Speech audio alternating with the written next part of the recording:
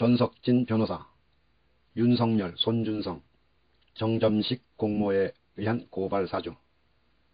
이 사건 고발장 등은 조성은과 정점식 의원을 두 곳을 통하여 전달된 것으로 추정된다. 먼저 조성은 씨는 김웅 의원으로부터 받은 고발장 등을 당에 전달하지 않았다고 진술하고 있다. 이 점에 대하여 거짓말을 하고 있지는 않은 것으로 보인다. 그런데 2020년 8월 고발장은 2020년 4월 8일자 고발장을 보고 복사하듯 쓴 것이라는 것이 인정된다. 저작권 침해에 있어 보고 썼다고 하는 의거 관계를 인정하는 데에는 오류의 공통이 있는가를 본다. 법 해석상 오류의 공통은 복제 행위의 증거가 되는 것이다. 위 두 고발장은 생년월일, 조회수 같은 오류의 공통을 보이고 있다. 이 말은 8월의 고발장은 법률상 4월의 고발장에 의거하여 작성이 된 것이라고 추단하는 것이다. 그런데 8월의 고발장 초안은 정점식 현 윤석열 캠프 법률지원단장을 거쳐 당무감사실, 당 법률지원단 소속 조상규 변호사에게 간 사실이 인정되었다. 그렇다면 정점식 단장은 김웅 의원이 가지고 있었던 4월의 고발장을 누군가로부터 입수를 하였고 이 고발장을 조상규 변호사에게 주게 된 것이라고 판단된다. 이 고발장을 누구로 받았는지 기억이 나지 않는다고 하나 이것은 거짓말일 가능성이 높다. 열린민주당의 대표를 고발하는 고발장이 기억에 남지 않을 까닭이 없을 것이기 때문이다. 아마도 시나리오는 이와 같을 것이다.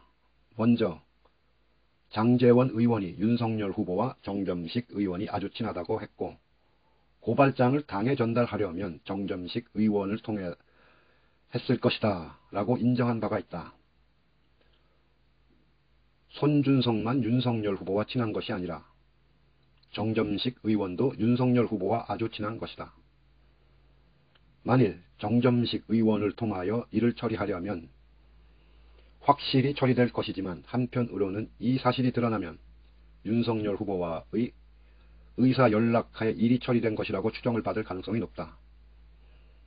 그래서 손준성 등은 처음에는 정점식 의원을 통하는 것은 위험하다고 판단하여 김웅 의원을 통하여 고발장을 접수하려 한 것이다. 그런데 조성은 때문에 일이 처리되지 않아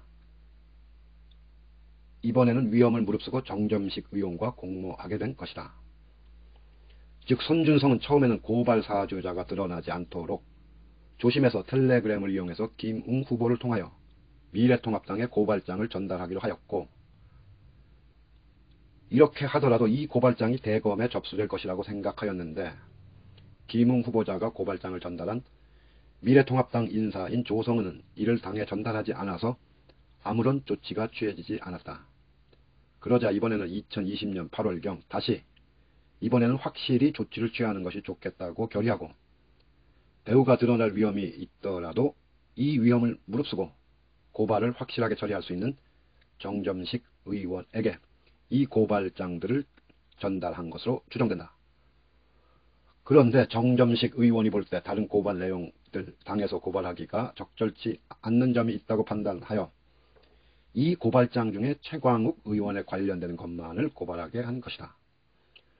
손준성 검사가 가지고 있었던 고발장이 정점식 의원에게 간 것이 인정되므로 이는 법률상 소위 의거 관계가 인정이 된 것이고 법률적으로는 손준성으로부터 정점식 의원에게 고발장이 전달된 것으로 간주되는 것이다. 그렇다면 손준성 등은 윤석열 후보와 아주 친한 정점식 의원과 공모하여 검찰이 타겟을 정하고 고발장을 작성한 것을 미래통합당을 통하여 고발하고 검찰은 이를 수사해서 기소를 한 것이다. 이것은 심각한 국기문란 행위인 것이다. 전석진 변호사.